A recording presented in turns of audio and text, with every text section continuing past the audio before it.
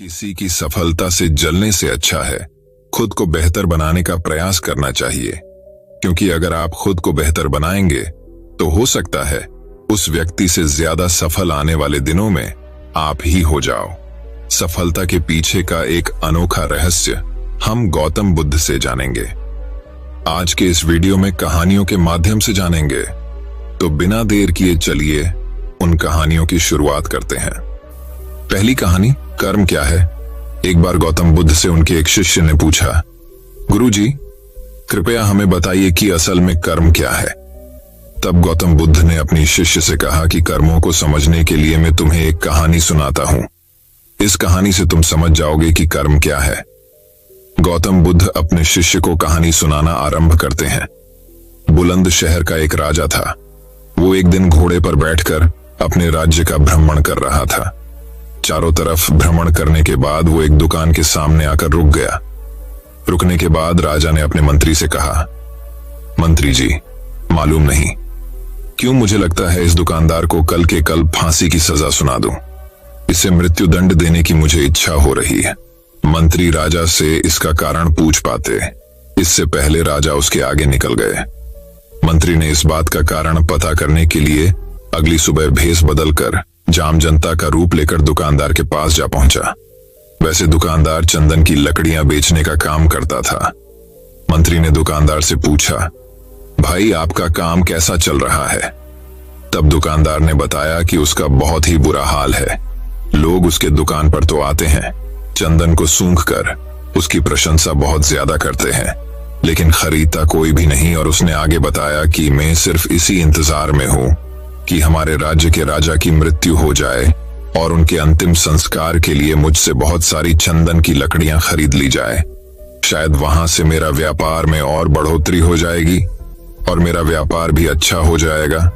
मंत्री को सारी बात समझा आ जाएगी कि यही वो नकारात्मक विचार है जिसने राजा के मन को भी नकारात्मक कर दिया है।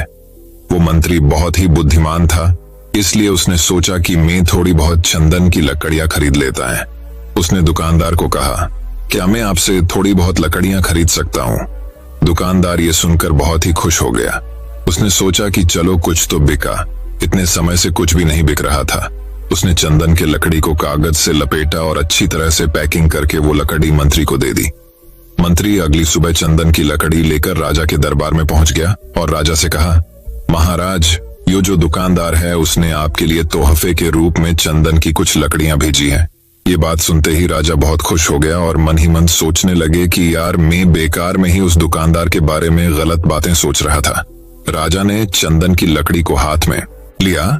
उसने अच्छी तरह से उसको सूंघा। उसमें से बहुत ही अच्छी सुगंध आ रही थी। राजा इससे बहुत ज्यादा खुश हुए और उस दुकानदार के लिए मंत्री के हाथों से सोने के सिक्के भिजवा दिए। उसी आम जनता का रूप लेकर मंत्री अगले दिन सोने के सिक्के के साथ दुकानदार के पास पहुंचा। दुकानदार बहुत ही खुश हुआ।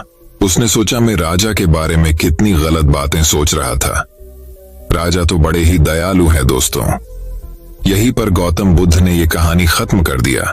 ये कहानी जब खत्म हुई तब गौतम बुद्ध ने पूछा कि अब आप बताइए कि कर्म क्या होता है।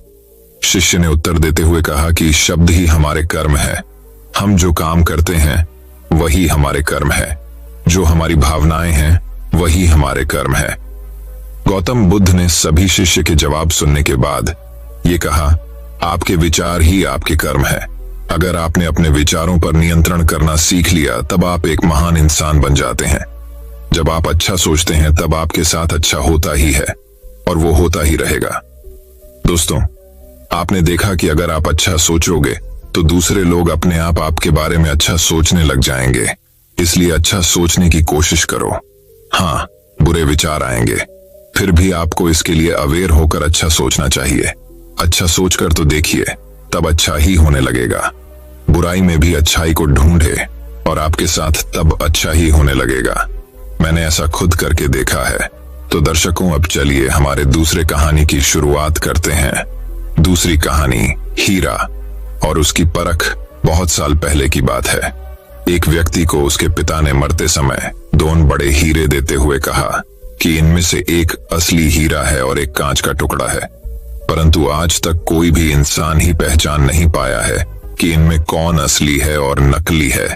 ये मेरा स्वर्गीय पिताजी की दी हुई निशानी है, जिसे आज मैं तुम्हें सौंप रहा हूं। उस व्यक्ति के पिता ने यह कहकर अपने प्राण त्याग दिए थे। उस व्यक्ति का नाम था गोपाल। पिता के मरने की कुछ दिन बाद गोपाल अपने राज्य के राजा के पास गया और उनसे कहा कि मेरे पास एक जैसे 2 हीरे हैं, जिसमें एक असली है और एक कांच का है। यदि कोई उन हीरों को परख कर असली और नकली के बारे में बता देगा तो मैं यह हीरा राज्य के राजकोष में जमा कर दूंगा, और यदि कोई उसके बारे में सही नहीं बता पाएगा तो ऐसी स्थिति में आपको मुझे राजकोष में से हीरे की कीमत का धन देना पड़ेगा। राजा ने गोपाल की शर्त मान ली और कई पारखियों को उन हीरों को पहचान की कार्य में लगा दिया, परंतु राज्य का कोई भी पारखी उन हीरों में से असली और नकली हीरे के बारे में नहीं बता पाया। अतः राजा को गोपाल को उसके हीरे की कीमत का धन अपने राजकोष से देना पड़ा। इसी तरह गोपाल दूसरे कई बड़े राज्य में गया, वहां की राजाओं से भी इसी प्रकार की शर्त रखकर जीतता आया और अपने हीरे को बिना बेचे ही बहुत सारी धन एकत्र कर लाया। गोपाल अपने उस धन को लेकर खुशी खुशी अपने घर वापस आ रहा था कि रास्ते में उसे एक छोटा सा राज्य और मिला। गोपाल ने उस राज्य के राजा से भी जाकर भेद की, जाड़े का समय था, इसलिए उस छोटे से राज्य के राजा ने अपने दरबार खुले मैदान में लगा रखा था, जिससे सभी दरबारी और राज्य की जनता धूप सेकते हुए राज दरबार का काम निपटा रही थी। तभी गोपाल भी राजा से इजाजत लेकर वहां आया और उसने राजा से कहा कि मेरे पास 2 हीरे हैं, जिसमें एक असली और एक नकली है। मैं हर राज्य के राजा के पास जाता हूं और दोनों हीरो को परखने के लिए कहता हूं, पर आज तक मेरे उन 2 हीरो को कोई परख नहीं पाया है। इसलिए मैं विजेता बनकर घूम रहा हूं और अब आपके राज्य में अपनी वही शर्ट लेकर आया हूं। गोपाल ने अपने दोनों हीरे राजा के सामने पर रखकर कहा, अगर आपके राज्य में किसी ने मेरे असली और नकली हीरे को परख लिया तो मैं हार जाऊंगा और अपना यह कीमती हीरा आपके राज्य के राजकोष में जमा करवा दूंगा। यदि आपके राय में कई इन्हें परख नहीं पाया तो इस हीरे की जो कीमत है, इतनी धनराशि आपको मुझे देनी होगी। राजा और राजा की दरबारियों ने उन हीरो को देखकर कहा कि हम नहीं परख सकते हैं कि इसमें कौन असली है और कौन नकली है। तभी प्रजा के बीच में से एक जंघा आदमी उठा और उसने कहा कि मुझे इन हीरो को परखने का एक अवसर दिया जाए। बात राज्य की प्रतिष्ठा का था, इसलिए राजा ने उस अंधे आदमी को नहीं रोका, उसको हीरे को परखने की इजाजत दे दी। उस अंधे आदमी ने उन दोनों हीरो को हाथ से छुआ और तुरंत ही कह दिया कि यह असली है और यह कांच का टुकड़ा है। अंधे की बात सुनकर गोपाल ने बोला, सही परखा आपने, परंतु मैं हारने से पहले यह जरूर जानना चाहूंगा कि बिना आंखों के हीरे और कांच को कैसे पहचाना आपने। उस अंधे आदमी ने कहा कि हम सभी लोग धूप में बैठे हुए हैं और तुम्हारे हीरे भी इन धूप में ही रखे हैं। जो इस धूप में भी ठंडा बना रहा है वो हीरा है और जो गर्म हो गया वह कांच है। दोस्तों, हमारे जीवन में भी आप इस बात को देखना कि जो इंसान बात बात पर गर्म हो जाए, किसी से उलझ जाए, वह इंसान कांच है, और जो इंसान विपरीत परिस्थितियों में भी ठंडा रहे वो इंसान हीरा होता है। तो अगर कुछ बनना है तो हीरा बनो, फालतू के कांच नहीं। तो दर्शकों, अब चलिए हमारी तीसरी कहानी की शुरुआत करते हैं। तीसरी कहानी, चाणक्य जैसी एक आदमी। एक बार मूसलाधार वर्षा होने के कारण एक नदी के किनारे बसे एक गांव में भीषण बाढ़ आ गई। नदी के पानी ने रात के अंदर उस गांव को चारों तरफ से घेर लिया था। पानी तेजी से लोगों के घरों में घुसना शुरू हो गया था। लोग घबराकर अपने घरों का सामान बेचने में लग गए थे। तब तक लोगों के लगभग सारे जानवर पानी में बहकर इधर उधर जाने लगे। तब गांव के सभी लोग अपने जरूरत का सामान लेकर अपने परिवार सहित गांव से थोड़ी दूर एक ऊंचे टीले पर जाकर बस गए और बारिश के रुकने और अपने गांव से नदी के पानी के निकलने की प्रतीक्षा करने लगे थे। परंतु जब गांव वालों को ये पता चला कि उस बाढ़ के और बढ़ने की संभावना है और इस बार उस बाढ़ में ये ऊंचा टीला भी पानी में डूब सकता है, तो सभी गांव वालों ने वहां से पलायन करने का निश्चय कर लिया था। गांव के मछुआरों ने अपनी छोटी छोटी नाव को उस नदी में उतार दिया था, जिसमें गांव के लोग अपने सामान के संभार हो गए थे। उन गांव वालों में से एक व्यक्ति ऐसा भी था जिसके पास उसका पालतू कुत्ता भी था। लोगों ने उस व्यक्ति से कहा कि वो अपने कुत्ते को साथ लेकर न चले, लेकिन वो व्यक्ति अपने कुत्ते को छोड़ने के लिए तैयार नहीं हुआ। आखिरकार उस व्यक्ति के साथ उस कुत्ते को भी उस नाव में बैठा लिया गया। कुत्ता आखिर था तो जानवर ही, इसलिए वो नाव पर शांत कैसे बैठ सकता था। नाव चलने की कुछ देर बाद ही कुत्ते ने नाव पर उछलना कूदना और भौंकना शुरू कर दिया। कुत्ते के डर से जब नाव से बैठे आदमी अपनी जगह से हिलते डुलते थे तो दो छोटी सी नाव अपना संतुलन खोने लगती थी, जिससे नाव में बैठे सभी लोग घबरा जाते थे। कुत्ते का मालिक अपने कुत्ते को बहुत संभालने की कोशिश करता था, परंतु वे इन प्रयास में कामयाब नहीं हो पाता था। इसलिए अब उसे भी कुत्ते को अपने साथ लेकर आने की भूल पर पछतावा होने लगता है। कुत्ते के उछल कूद से जब सभी लोग बहुत परेशान होने लग जाते हैं, तब उस नाव पर सवार एक लड़का कुत्ते के मालिक से कहता है, अगर आप कहते हैं तो मैं इस कुत्ते को 1 मिनट में सही कर सकता हूं। अब कुत्ते के मालिक के पास उस लड़के की बात मान लेने के अलावा कोई चारा भी नहीं था, और कुत्ते के मालिक के हाँ करते ही उस लड़के ने कुत्ते को उठाकर नदी में फेंक दिया। बस फिर क्या था, मैंने कुत्ता पानी के बहाव में जोर जोर से हिचकोले खाने लगा। वो अपनी जान बचाने की कोशिश में तेजी से उस नाव का पीछा करने लगा। कुछ देर तक सबक सीखने के बाद उस लड़के ने कुत्ते को सहारा देकर उस नाव पर वापस चढ़ा लिया। नाव पर वापस आते ही वो कुत्ता अपने मालिक के पैरों के पीछे दुबक कर चुपचाप मिनमिनाता रहा था। लड़के की इस चतुराई को देखकर नाव में बैठे लोग उसके बहुत प्रशंसा करने लगते हैं। कुत्ते का मालिक उस लड़के से पूछता है कि कुत्ते को शांत करने के लिए तुम्हारे दिमाग में ये युक्ति कैसे आई। वो लड़के ने सभी को समझाते हुए ये कहा कि कभी दूसरे की परेशानी या उनके दुख का पता हमें तब तक नहीं चल पाता जब तक हम स्वयं उस परिस्थिति में नहीं आते। इसी तरह इस कुत्ते को भी पता नहीं था कि इसकी वजह से हमारी जान को खतरा हो रहा है, मगर अब खुद पानी में गिरने के बाद इसे इस नाव की और परिस्थिति को समझ में आ गया। अब ये दोबारा उछल कूद नहीं करेगा। जब सभी लोग सुरक्षित नदी पार करके एक सुरक्षित स्थान पर पहुंच जाते हैं तो सभी एक बार फिर उस लड़के को धन्यवाद कहते हुए उसकी सूझबूझ और सीख की प्रशंसा करते हैं। उसी दिन से गांव के सभी लोग उस लड़के को चाणक्य की दूसरे रूप मानने लगे। तो दर्शकों, अब चलिए हमारे चौथी कहानी की शुरुआत करते हैं। चौथी कहानी समय। एक बार स्वामी विवेकानंद को नदी पार करना था और वो नदी के पास में खड़े थे। तभी एक साधु ने आकर उनसे पूछा कि क्या आप ही स्वामी विवेकानंद हो। तब स्वामी जी ने जवाब दिया कि मैं ही स्वामी विवेकानंद हूं। तभी उस साधु ने पूछा कि स्वामी जी, आप यहां पर क्या कर रहे हो। स्वामी जी ने कहा कि मुझे नदी पार करना है और मैं नाव का इंतजार कर रहा हूं। तभी साधु ने घमंड में कहा, तुम इतने बड़े इंसान हो, कई सारे लोग तुम्हें अपनी प्रेरणा का स्रोत मानते हैं और तुम एक नदी पार नहीं कर सकते। देखो, मैं तुम्हें नदी पार करके बताता हूं। तभी उस साधु ने पानी पर चलकर उस नदी को पार किया और फिर से पानी पर चल करके स्वामी जी के पास लौट कर आए और स्वामी जी को बोलने लगे कि देखो, मेरे पास इतनी शक्ति है, मेरे पास इतना टैलेंट है, मेरे पास इतना ज्ञान है, उसके बावजूद भी मुझे कोई नहीं जानता। और तुम्हारे पास कोई ज्ञान नहीं, कोई शक्तियां नहीं, उसके बावजूद भी तुम्हें सब जानते हैं। तभी स्वामी जी मुस्कुराए और साधु से पूछा कि तुम्हें ये विद्या सीखने में कितना टाइम लगा। साधु ने कहा कि 15 साल। इतने में स्वामी जी नाव आ गई और स्वामी जी ने साधु को नाव में बैठाया और वहां से चल दिए। दोनों ने नाव में बैठकर नदी पार की और नदी पार करने के बाद स्वामी जी ने अपनी जेब से 1 रुपए बाहर निकाला और उस नाव वाले को दे दिया, यानी कि दोनों के मिला के 50 पैसे यानी 1 रुपए उन्हें दे दिया।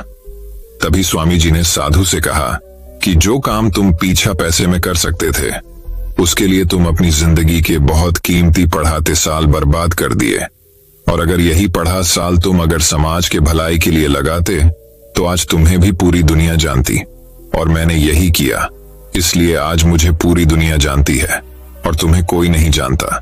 और स्वामी जी ने फिर से उस साधु से कहा कि तुम्हारी तरह ही कई सारे लोग इसी तरह से अपने दिन, हफ्ते, महीने और साल लगा देते हैं जिनका उनकी जिंदगी में कोई मतलब नहीं निकलता।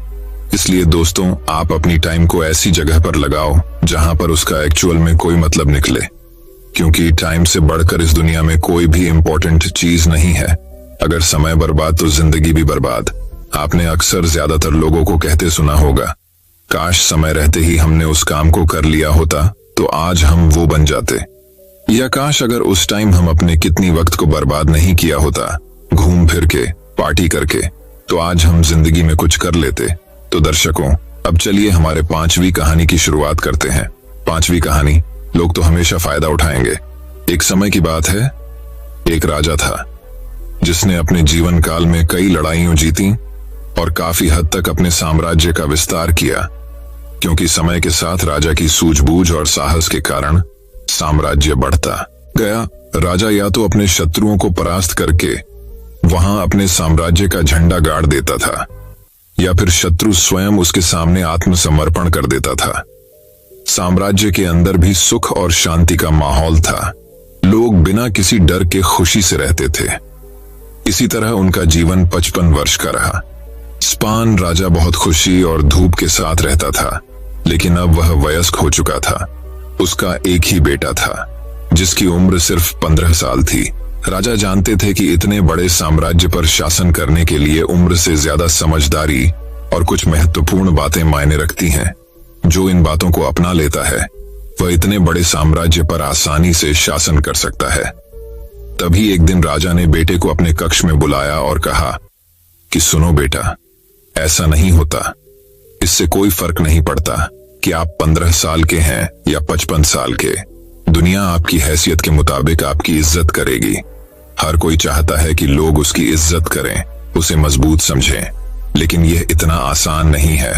अगर आप चाहते हैं कि लोग आपका सम्मान करें तो सबसे पहले यह याद रखें, कभी किसी से आपका सम्मान करने के लिए न कहें, किसी से सम्मान की भीख न मांगें। यह कमजोरी की निशानी है, क्योंकि सम्मान लोगों के लिए एक शक्ति है। आप बने इतना अनमोल और शक्तिशाली ताकि उन्हें आपका सम्मान करना पड़े। क्या आप जानते हैं लोग समुद्र का सम्मान क्यों करते हैं? क्योंकि वह किसी को भी उसका सम्मान करने के लिए नहीं कहता है। समुद्र की शक्ति से प्रभावित लोग उसका सम्मान करते हैं क्योंकि वह शक्तिशाली है। लोगों के मन में समुद्र के प्रति सम्मान के अलावा आपके पास उस तरह की ताकत बनने का कोई और तरीका नहीं है ताकि लोगों को किसी भी स्थिति में आपका सम्मान करना पड़े। इसके लिए आप स्वयं को जीवन के हर पहलू में मजबूत और शक्तिशाली बनाएं। अपना वादा हमेशा पूरा करें, इससे आपको स्वचालित रूप से सम्मान मिलेगा। साथ ही दयालु बने और दूसरों का भी सम्मान करें। ये याद रखें कि हमेशा दूसरों से सीखते रहें। कुछ न कुछ घटित होता रहता है। आप कभी भी सब कुछ नहीं जान सकते। जीवन की वास्तविक शिक्षा भी वास्तविक जीवन से ही मिलती है। युवावस्था में आप जितनी अधिक चुनौतियों का सामना करेंगे, आप उतने ही अधिक मजबूत बनेंगे। आने वाले समय में आप और अधिक प्रगति करेंगे। यह जीवन का वह समय है जहां आपको लड़कियों के प्यार में नहीं पड़ना है, बल्कि खुद को मजबूत बनाने पर ध्यान केंद्रित करना है। जब आप एक अनमोल और शक्तिशाली व्यक्ति बन जाएंगे, ताकि जब आप बनना चाहें तो यह अपने आप आ जाए। अपने जीवन में बेहतरी लाएं और आगे बढ़ना शुरू करें, तो कुछ लोग आपको पीछे खींचने की कोशिश करेंगे। ये लोग आपके मित्र या परिवार में से कोई भी हो सकते हैं, या आपके सपनों का मजाक उड़ाएंगे, या आपको ऐसी आदतें अपनाने के लिए कहेंगे जिससे आपका समय और ऊर्जा बर्बाद होती है, क्योंकि वे आपको आगे बढ़ते नहीं देखना चाहते हैं। वे आपकी प्रगति से ईर्ष्या करेंगे, क्योंकि उनकी कमजोरी और आलस्य के कारण वे काम करने में असमर्थ हैं। इसलिए ये नहीं चाहते कि आप ऐसा कर सकें। साथ ही लोग आपको पीछे खींच लेंगे, क्योंकि कुछ दोस्ती सिर्फ थोड़े समय के मनोरंजन के लिए बनाई जाती है। इसलिए जब आप उन चीजों को करना बंद कर देंगे तो उनका मजा कुछ समय के लिए कम हो सकता है जो वह आपके साथ बिताते थे। इसीलिए वे आपको पीछे खींचने की कोशिश करेंगे और आपको अपने जैसा बना देंगे। यदि आप सोच रहे हैं कि मुझे इतना त्याग क्यों करना चाहिए, जीवन आराम से जीना चाहिए, इसलिए यह याद रखें कि यदि अपने लक्ष्य के लिए अपनी इच्छा नहीं छोड़ेंगे तो आपको अपने लक्ष्य का बलिदान देना होगा। यदि आप लक्ष्य के लिए हार मानेंगे और कुछ समय के लिए मौज मस्ती में फंस जाएंगे तो जीवन के अंतिम चरण में आपको पछताना पड़ेगा। राजा ने आगे कहा, जब आप लक्ष्य के लिए काम करना शुरू करेंगे तो आपको ऐसे नए लोग मिलेंगे जो आपको समझेंगे और आपको आगे बढ़ने में मदद करने के लिए तैयार होंगे। इसलिए उन लोगों को प्राथमिकता देना शुरू करें जो आपके मूल्यों और लक्ष्यों के साथ संरेखित हों। बस उन लोगों से दूर हो जाएं जो आपको रोक रहे हैं और उनके साथ रहकर आपका भविष्य अद्भुत हो। बुरे लोग आपके परिवार के सदस्य और दोस्त भी हो सकते हैं, इसलिए उनसे दूर से ही प्यार करें। पहले इसके लिए आपको सफल आदतें अपनानी होंगी। कई बार आपको दूसरी जगह जाकर रहना पड़ता है। आपको भी अकेलापन महसूस हो सकता है, लेकिन यह बुरा नहीं है। कुछ समय अकेले रहना अच्छा है, क्योंकि इससे यह समझने में मदद मिलती है कि आप वास्तव में कौन हैं और आप जीवन में क्या हासिल करना चाहते हैं। एकांत में आप तब भी अपना काम पूरे ध्यान से कर सकते हैं जब कोई नहीं देख रहा हो। लोगों को सब कुछ दिखाने की जरूरत नहीं है कि आपको क्या मिला और आप आगे क्या करने वाले हैं। बस अपना काम करो, चाहे लोग आपको नोटिस करें या नहीं। और साथ ही मनी मैनेजमेंट के बारे में भी जानें। खुद को शारीरिक और मानसिक रूप से मजबूत रखें। इसके बावजूद आपको जीवन में कई चुनौतियों का सामना करना पड़ेगा और हो सकता है कि कभी कभी आप गिर भी जाएं। लेकिन उसी स्थिति में अपनी हार को खुले दिल से स्वीकार करें। हर सफल व्यक्ति अपनी हार और गलती स्वीकार करता है, उससे सीखता है और उसे बेहतर बनाने के लिए लगातार काम करता है। उन चीजों के बारे में कभी शिकायत न करें जो घटित हो चुकी हैं और जिन्हें आप नियंत्रित नहीं कर सकते। आपको बस उन चीजों पर ध्यान देना है जिन्हें आप नियंत्रित कर सकते हैं। किसी भी चीज को अपनी मानसिक शांति भंग करने की अनुमति न दें। इसके लिए नियमित रूप से ध्यान और प्रार्थना करें। याद रखें कि एक व्यक्ति केवल उतना ही महान हो सकता है जितना वह कल्पना कर सकता है। इसीलिए एक बड़ा लक्ष्य बनाएं। जो कुछ भी आपको मिला है उसके लिए भगवान का शुक्रिया अदा करें। उनसे साहसी बनने और जीवन के हर पहलू में जीत हासिल करने की प्रार्थना करें। लोगों को यह समझने के लिए यह याद रखें कि जीवन पूरी तरह से परिप्रेक्ष्य पर निर्भर करता है। एक ही स्थिति में एक व्यक्ति का अपने प्रति दृष्टिकोण दूसरे से बिल्कुल भिन्न हो सकता है। यह प्रत्येक व्यक्ति के विचारों, भावनाओं और व्यवहार पर निर्भर करता है। वह उस चीज को कैसे देखता है। कभी निराश मत होना, अच्छी चीजों पर ध्यान दें। नकारात्मक रवैया आपके जीवन को निराशाजनक बना देगा, भले ही आपके पास बहुत सारा धन और शक्ति हो। जैसे जैसे आप अपने जीवन में आगे बढ़ेंगे तो आप देखेंगे कि आपके दोस्तों का समूह छोटा होता जा रहा है। लेकिन अगर आप बारीकी से देखेंगे तो आपको यह देखकर खुशी होगी कि उनमें से प्रत्येक में कुछ विशेष विशेषताएं होंगी जिनसे आप सीखेंगे और आपको आगे बढ़ने की प्रेरणा मिलेगी। अपने जीवन में जिम्मेदार बने। किसी ऐसे व्यक्ति को अपने साथ ले जाएं जिसे आप अपनी संपत्ति और शक्ति के बारे में सच बता सकें, और वह भी बिना डरे आपकी गलतियों और कमजोरियों के बारे में आपको सच बता सके।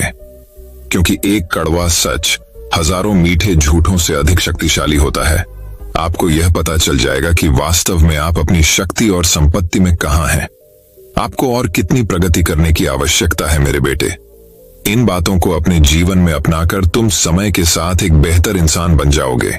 जीवन में एक ऐसे मुकाम पर पहुंचे जहां लोग आपको बहुत मूल्यवान समझेंगे। लड़कियां आपके साथ रहना चाहती हैं, शक्तिशाली लोग आपसे दोस्ती करना चाहते हैं। इस अवसर पर जीवन आपके लिए एक खेल बन जाएगा। आप जो चाहें चुन सकते हैं और पसंद का काम करने के लिए विकल्प होंगे। जिस लड़की से आप प्यार करते हैं उससे शादी करें। आपके लिए यह आसान होगा। इस मंजिल पर मौज मस्ती करें और जीवन का आनंद लेना। ठीक है, लेकिन आप जो भी करें अपने मूल्यों और सिद्धांतों को कभी न भूलें जो आपको यहां तक लाए हैं। कई लोग सफल होने के बाद फिर से उसी पुरानी स्थिति में पहुंच जाते हैं क्योंकि वह सफलता की चकाचौंध में खो जाते हैं। अपने मूल्यों और सिद्धांतों को भूल जाओ जो मिला उन्हें यहाँ, और यही एक चीज उन्हें सफलता के शिखर से नीचे गिरा देती है। और जैसा कि मैंने आपको शुरुआत में कहा था कि दयालु बने और कभी भी सीखना बंद न करें, क्योंकि आप एक बार जीत गए हैं तो इसका मतलब यह नहीं है कि आप हमेशा जीतेंगे। ये हमेशा जरूरी है जीतने की ताकत। इसलिए कभी भी अपने आप को निराश न करें। जीवन के हर पहलू में हमेशा अपनी ताकत बढ़ाते रहें। तो दर्शकों, अब चलिए हमारे छठी कहानी की शुरुआत करते हैं। छठी कहानी दोस्तों बात बहुत समय पहले की है। एक बार राजा चंद्रसेन उनके मंत्री माधव से नाराज हो गए और उन्होंने माधव को राज्य छोड़ने का आदेश दे दिया। माधव भी अपने राजा के आदेश का पालन करते हुए राज्य छोड़कर चले गए।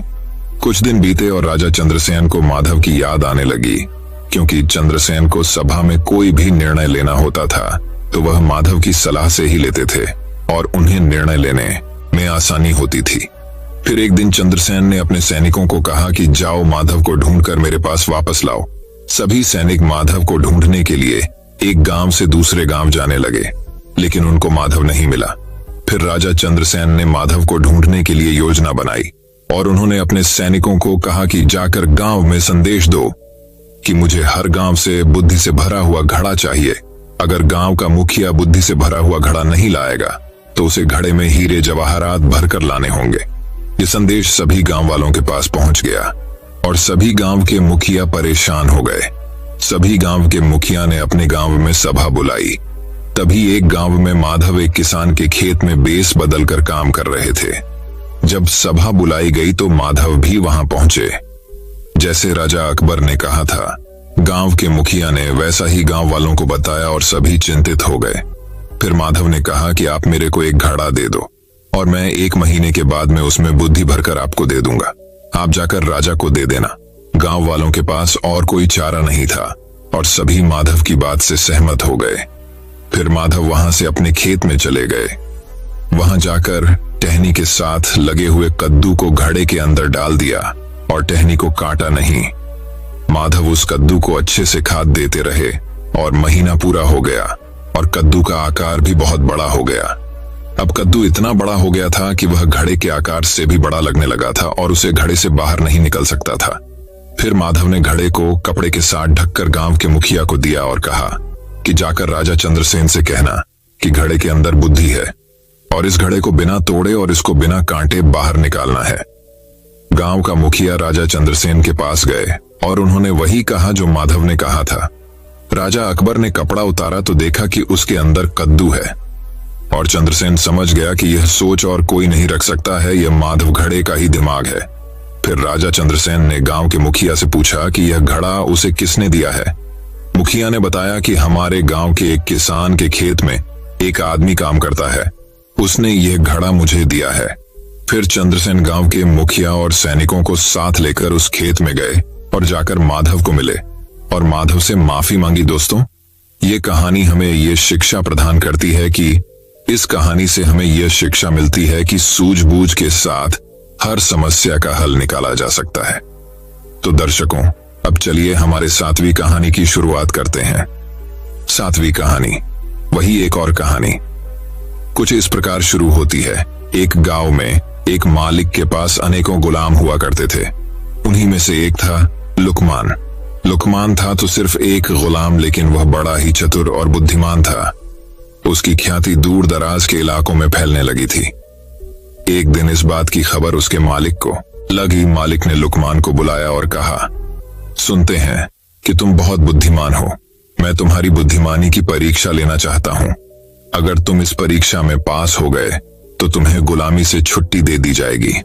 अच्छा जाओ, एक मरे हुए बकरे को काटो और उसका जो हिस्सा बढ़िया हो उसे ले आओ। लुकमान ने आदेश का पालन किया और मरे हुए बकरे की जीभ लाकर मालिक के सामने रख दी। कारण पूछने पर कि जीभ ही क्यों लाया, लुकमान ने कहा, अगर शरीर में जीभ अच्छी हो तो सब कुछ अच्छा ही अच्छा होता है।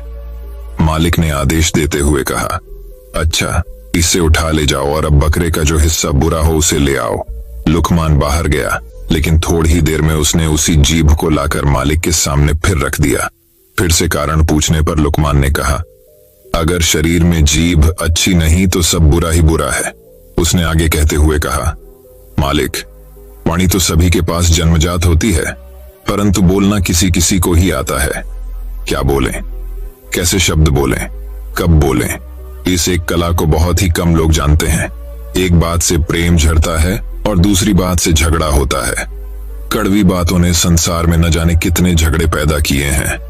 इस जीभ ने ही दुनिया में बड़े बड़े कहर ढाए हैं। जीभ 3 इंच का वो हथियार है जिससे कोई 6 फीट के आदमी को भी मार सकता है तो कोई मरते हुए इंसान में भी प्राण फूंक सकता है। संसार के सभी प्राणियों में वाणी का वरदान मात्र मानव को ही मिला है। उसके सदुपयोग से स्वर्ग पृथ्वी पर उतर सकता है और दुरुपयोग से स्वर्ग भी नरक में परिणत हो सकता है। भारत के विनाशकारी महाभारत का युद्ध वाणी के गलत प्रयोग का ही परिणाम था। मालिक लुकमान की बुद्धिमानी और चतुराई भरी बातों को सुनकर बहुत खुश हुए। आज उनके गुलाम ने उन्हें एक बहुत बड़ी सीख दी थी और उन्होंने उसे आजाद कर दिया। मित्रों, मधुर वाणी एक वरदान है जो हमें लोकप्रिय बनाती है। वहीं कर्कश या तीखी बोली हमें अपयश दिलाती है और हमारी प्रतिष्ठा को कम करती है। आपकी वाणी कैसी है? यदि वो तीखी है या सामान्य भी है तो उसे मीठा बनाने का प्रयास करिए। आपकी वाणी आपके व्यक्तित्व का प्रतिबिंब है, उसे अच्छा होना ही चाहिए। दोस्तों, मैं उम्मीद करता हूं कि यह कहानी सुनने से आपके जीवन में अच्छे बदलाव आए होंगे।